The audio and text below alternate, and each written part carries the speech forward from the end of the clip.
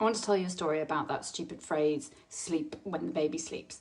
When my son was tiny, people would say it to me all the time, and it would kill me because he just didn't sleep. And if you've got a baby like this, you will know what I'm talking about. I would walk the streets for hours pushing the buggy, and he would start to close his eyes, and then I would stop and peer in to see if he'd fallen asleep, and he would open his eyes straight away.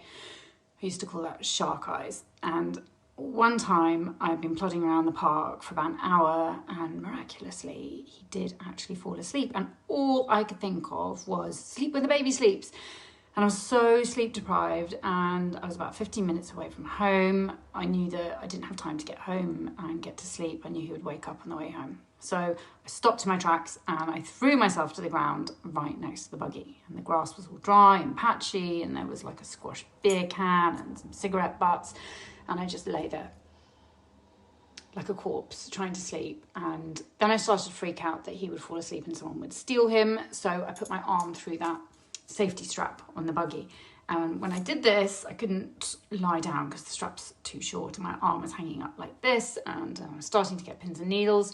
So then I took my arm out and tried to loop it around the back of one of the wheels, but my arm brushed against something kind of moist and there was a bit of dog shit on the wheel, and I was retching and trying to wipe it off on the grass, and the smell was wafting around. And at this stage, I knew there was no way I was sleeping. I was so wound up and full of adrenaline.